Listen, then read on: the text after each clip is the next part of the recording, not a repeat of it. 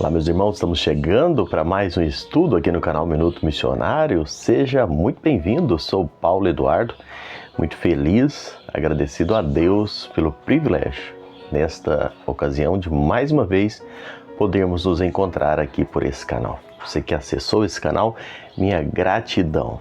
Eu sempre reconheço isso e expresso a minha gratidão por cada pessoa que chega aqui, porque eu sei dos desafios que é numa rede social, com tantas coisas, com tantas opções, você tirar um tempo para chegar aqui, sabendo que aqui nós só vamos estudar a Bíblia. E eu quero agora convidar você a me acompanhar em mais um estudo. Vamos juntos.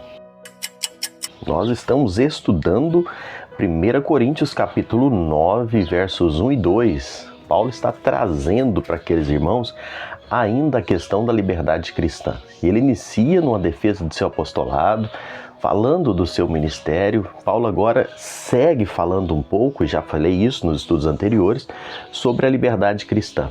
E ele vai falando sobre o direito que ele tinha de receber auxílio por parte da igreja e a opção dele em não receber.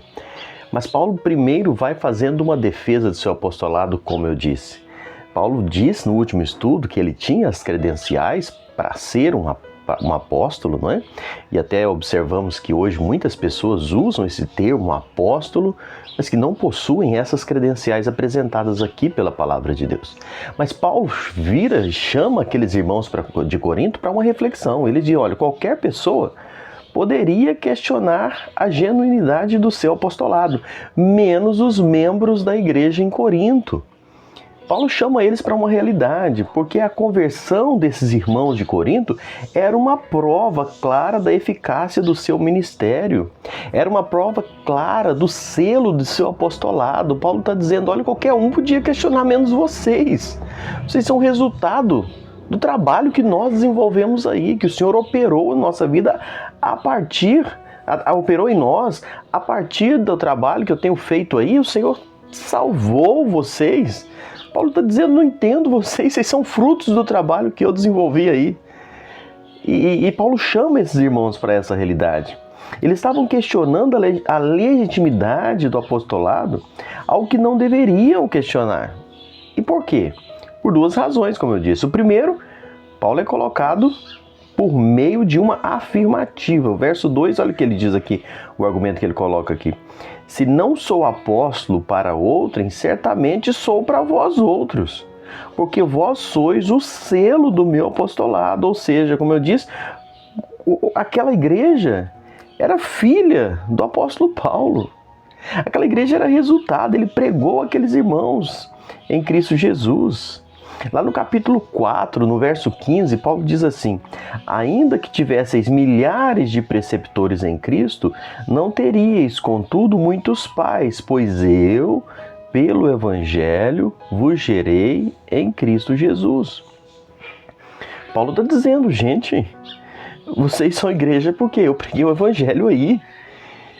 E se o Senhor salvou, é uma prova que o Senhor me conduziu aí, o Senhor me usou para trazer a palavra. Então vocês não podem questionar isso. Outro argumento que Paulo usa, não é uma outra afirmativa, no verso 2 ele diz, bem claro, vós sois o selo do meu apostolado no Senhor. O que é esse selo que Paulo usa aqui? O selo é alguma coisa que dá ao outro o direito de posse. Quando se marcava alguma coisa com um selo, ninguém podia violar, estava selado. Aquela pessoa que selou, ela possuía direito sobre aquilo e não podia abrir esse selo. Não é? Ninguém era propriedade exclusiva e inalienável do dono. E a igreja de Corinto tinha provas de sobejo da legitimidade do apóstolo Paulo. E Paulo diz, mas vocês questionando isso, não é?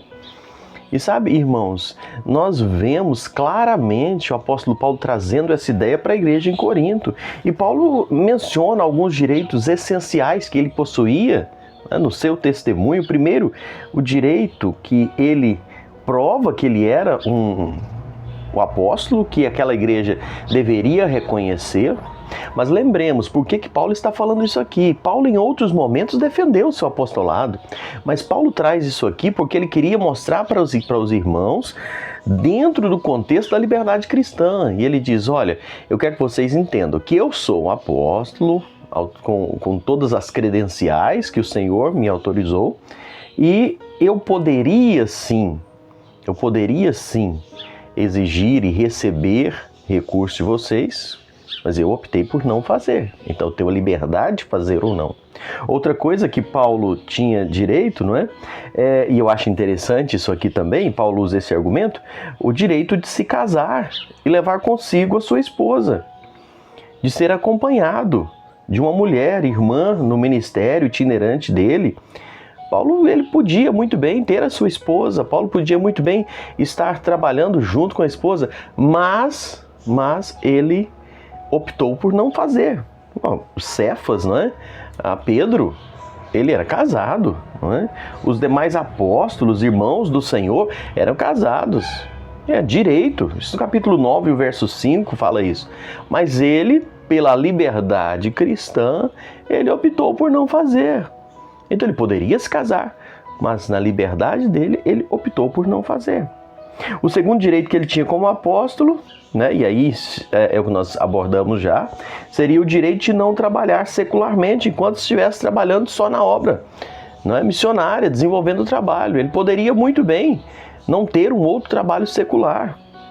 Nós precisamos olhar o argumento dele. Eu quero que você olhe comigo. Está no versículo 3, no verso 4, no verso 6.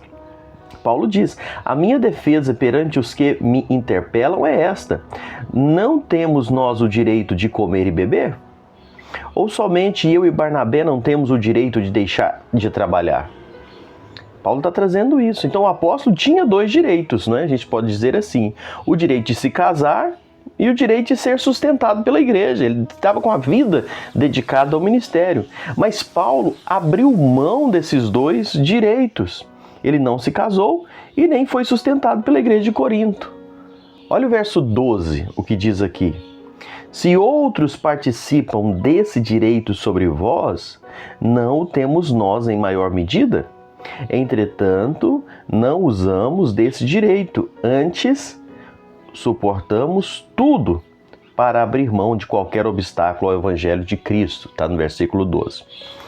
Hoje, a gente pode observar Paulo trazendo esse argumento para aqueles irmãos. Haviam obreiros que estavam sendo sustentados pela igreja de Corinto, que não tinham seu trabalho secular, que se dedicavam à obra da igreja.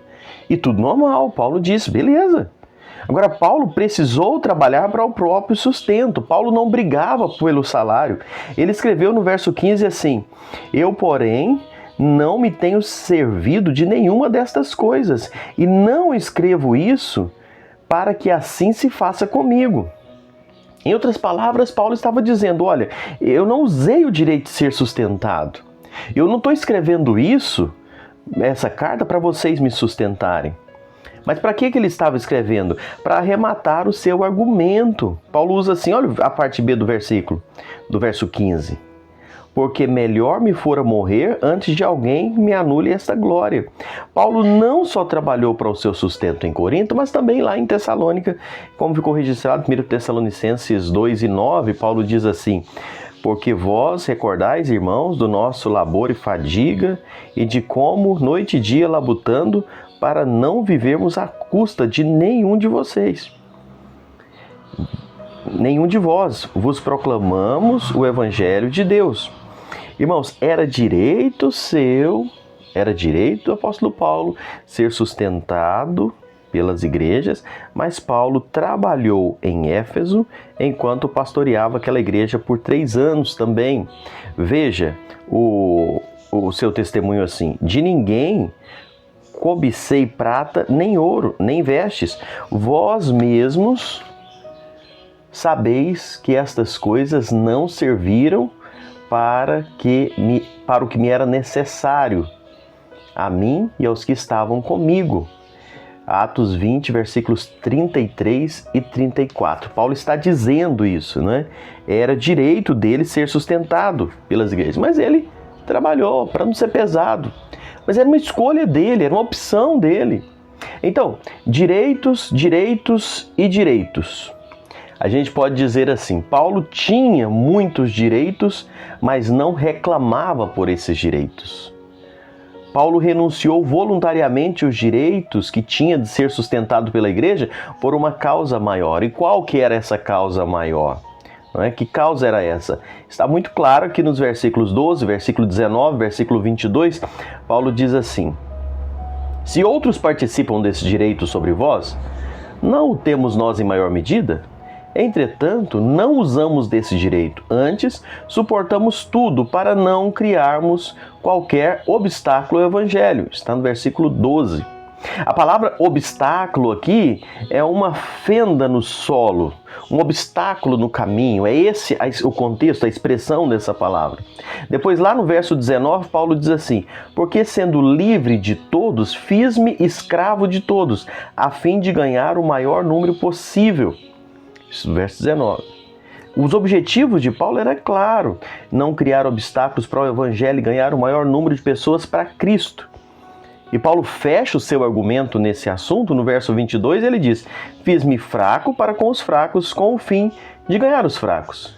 Fiz-me tudo para com todos, com o fim de, por todos os modos, salvar alguns. O propósito de Paulo em abrir mão dos seus direitos, inclusive o direito de ser sustentado, era para a salvação dos perdidos, para o testemunho dele, para não criar barreira, para não criar fenda. Então Paulo traz essa expressão para os irmãos dentro do contexto da liberdade. É um tema um pouco complexo e a gente vai detalhando aqui esses dias para você entender um pouco do que Paulo está tratando com aqueles irmãos de Corinto, para que nós possamos olhar o que a Bíblia diz e entender ela dentro do seu contexto, no texto que foi escrito, para não criarmos tantas confusões como vemos nos nossos dias.